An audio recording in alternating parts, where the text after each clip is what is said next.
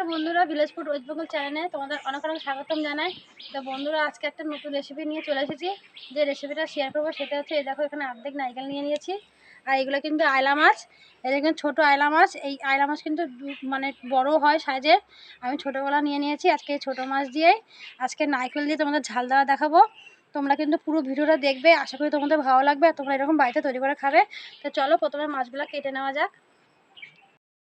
এইখান থেকে একটা মাছ নিয়ে নিলাম, আয়লা মাছ। আর মাছগুলো কেটে নেবো। প্রথমে পাখনাগুলো কেটে নিই। এই আয়লা মাছে কিন্তু আঁশটা কম থাকে, খুব অল্প থাকে, দুই একটা, বেশি থাকে না। আর এই আয়লা মাছের কাঁটা কিন্তু ভীষণ নরম, আর বেশি কাঁটা নেই। এই মাছটা কিন্তু খেতে পুরো ইলিশ মাছের মতন। কাঁচগুলো ফেলে দেবো। এই যে, আর এইখানে না একটা শীষ থাকে, দেখবে দুই পাশে। এই শীষটা না কাটার সময় ফেলে দেবে। ঠিক এইভাবে নেবে, মাছটা ধরবে, ধরে বটির সাথে এইভাবে করবে। এই যে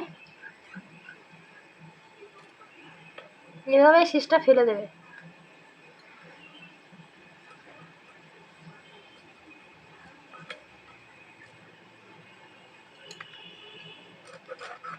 আর মাছগুলো কিন্তু গোটাই রাখবো।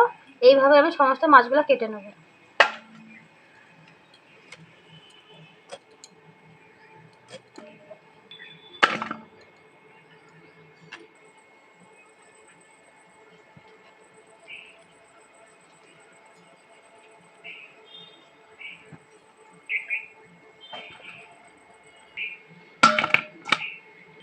মাছগুলো সব কেটে নিয়েছি।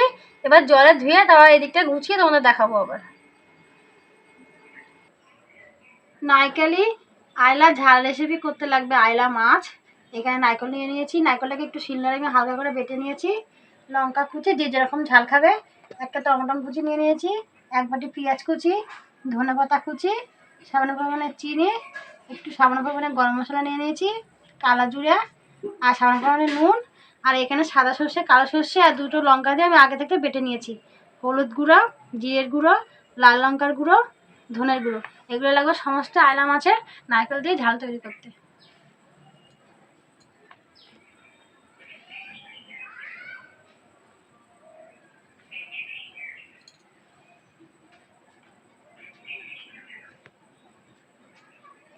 একটা আলাদা পাত্র নিয়ে নিয়েছি।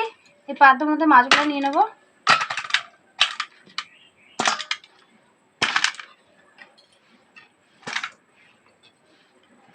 দিয়ে স্বাদ মতো নুন দিয়ে দেবো।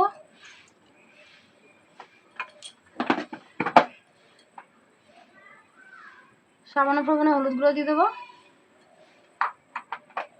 দিয়ে একটু মাছটাকে একটু হালকা করে মাখিয়ে নেবো। এবার এর মধ্যে আমি 2 রকম সর্ষে আর লঙ্কা বেটে রেখেছি, সেটাও দিয়ে দেবো। দিয়ে মশলাটাকে ভালো করে মাখিয়ে নেবো মাছটার গায়ে। আর এই যে সামান্য একটু এই যে মশলা ধোয়ার জলটাও দিয়ে দেবো এর মধ্যে।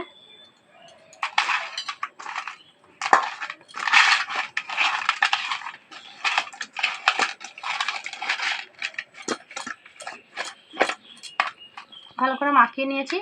চলো উনুন ধরানো যাক। আগে থাকতে উনুনটাকে ধরে দিয়েছি। তাই উনুনের উপর কড়াটা বসিয়ে দেবো।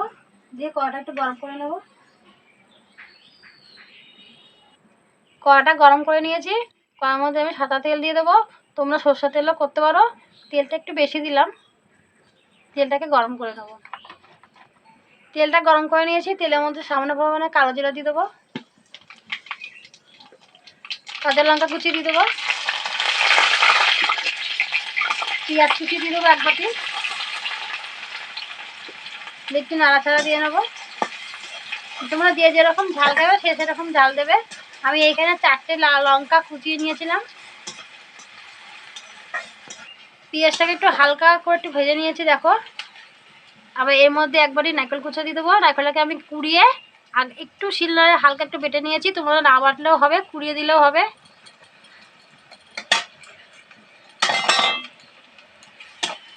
এর মধ্যে একটা টমেটো কুচিয়ে দেবো। দিয়ে একটু নাড়াচাড়া দিয়ে নেবো, কারণ এই নারকেলটা তেলের সঙ্গে একটু ভাজা ভাজা হয়ে যাবে। আর খেতে ভালো হবে। একটু হালকা করে ভেজে নিয়েছি দেখো, আর বেশি কিন্তু ভাজবে না, ঠিক এইভাবে হালকা ভাজবে। আর এখানে দেখো হলুদ গুঁড়ো, লাল লঙ্কার গুঁড়ো, ধনের গুঁড়ো, জিরের গুঁড়ো আমি দিয়ে দিলাম একসাথে। এই যে সব সামান্য অল্প অল্প দিয়েছি, তোমরা মশলাটা বুঝে দেবে। স্বাদ মতো নুন নিয়েছি, নুনটাও তোমরা বুঝে দেবে। আমি কিন্তু অল্প নুন দিয়ে দিলাম, যেহেতু মাছে আমি একবার নুন দিয়েছি।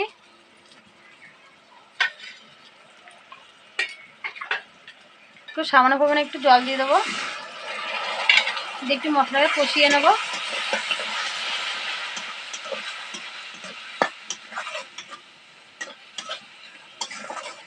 দেখো মশলাটা ভালো করে কষিয়ে নিয়েছি, দেখো মশলার গায়ে থেকে কিন্তু তেলটা ছেড়ে দিয়েছে, তার পারফেক্ট আমার কষানো হয়ে গেছে। এবার এর মধ্যে আমি 2 বাটির মতো থেকে আরো জল দিয়ে দেবো। এই যে গ্রেভিটা একটু গাঢ় গাঢ় ভাব করবো, বেশি ঝোল ঝোল করবো না।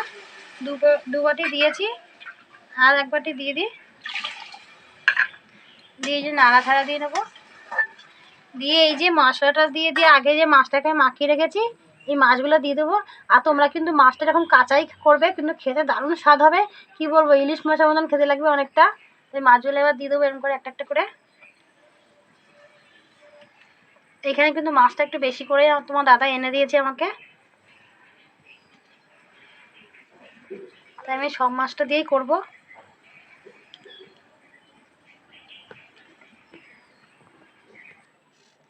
এই মাছটাও দিয়ে দেবো। আর জানো তো বন্ধুরা, এই মাছগুলো পেরাই তোমার দাদা বিকালের দিকে নিয়ে আসে, আমি কিন্তু রাত্রেবেলার দিকে রান্না করি, আর পরের দিনও ঠান্ডা ভাতটা রেখে দিই। আর পৌষ মাসে সারা ঠান্ডার পরে ভাতগুলো কিন্তু ছোলা ছোলা থাকে, তখন কিন্তু এই মাছের ঝাল দেওয়াটা আর ঠান্ডা ভাতের সঙ্গে দারুণ খেতে লাগে। একবার খেয়ে দেখবে, খেয়ে বলবে যে কেমন হয়েছে, অবশ্যই তুমি কমেন্ট করে জানাবে। এই মাছের মানে পরের দিন যে বাসি ঝালটা দিয়ে খাবে আর ঝুড়া ঝুড়া ভাত দিয়ে ভীষণ ভালো লাগবে। আর দেখো এই যে মশলা যে জলটা দিয়ে দেবো উপর দিয়ে, দিয়ে এবার 10 থেকে 5 15, ওই 10 থেকে 15 মিনিট ঢেকে দেবো। 10 থেকে 5 মিনিট 15 মিনিট মতন ঢেকে রেখেছিলাম, সেটা তুলে নেবো গামলাটা এবার। দেখো গ্রেভিটা কিন্তু কতটা গাঢ় হয়ে গেছে, আর কিছু দেখো ফুটছে টকবক করে, তোমার অনেকটা হয়ে গেছে। এবার এর মধ্যে আমি সামান্য করে একটু চিনি দিয়ে দেবো,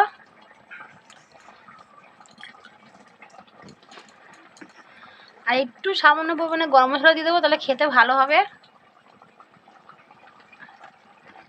আর ধনেপাতা কুচি দিয়ে দেবো উপর থেকে।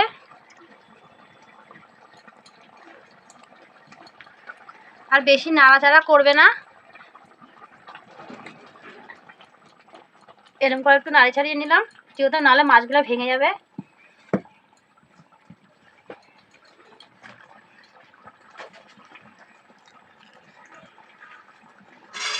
অবশেষে আমার হয়ে গেল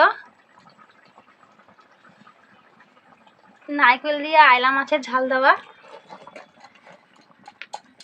দেখো এবার নামিয়ে নেব।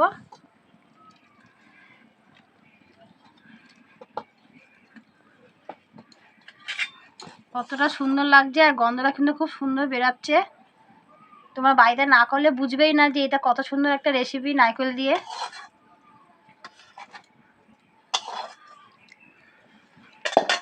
আর আমার এই রেসিপিটা কেমন লাগলো তোমরা অবশ্যই কমেন্ট করে জানাবে। আর তোমরাও কিন্তু বাড়িতে এরকম করে খাবে, দেখো কতটা সুন্দর।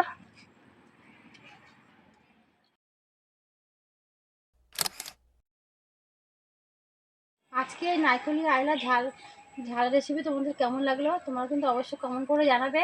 আর তোমরা কিন্তু বাড়িতে এরকম বানিয়ে খাবে, ভীষণ ভালো লাগবে। এখন কিন্তু খুব ঠান্ডা পড়েছে, এই মাছ কিন্তু তোমার মানে বিকেলের দিকে রান্না করে রেখে দেবে বা সকালে রান্না করে রেখে দেবে, পরের দিন খেয়ে দেখবে ভীষণ ভীষণ ভালো লাগবে। আর ঠান্ডা ভাতে, ঝুরঝুরা ভাতে। আর তোমরা কিন্তু অবশ্যই করে কমেন্ট করে জানাবে রেসিপিটা কেমন লাগলো। আর তোমরা কিন্তু আমার পাশে থাকবে, আমাকে এগিয়ে যেতে সাহায্য করবে, আমিও তোমাদের কাছে নতুন নতুন রেসিপি আরও শেয়ার করতে পারি। ধন্যবাদ, পরের ভিডিও দেখা হবে। আর তোমরা কিন্তু ভালো থাকবে, সুস্থ থাকবে।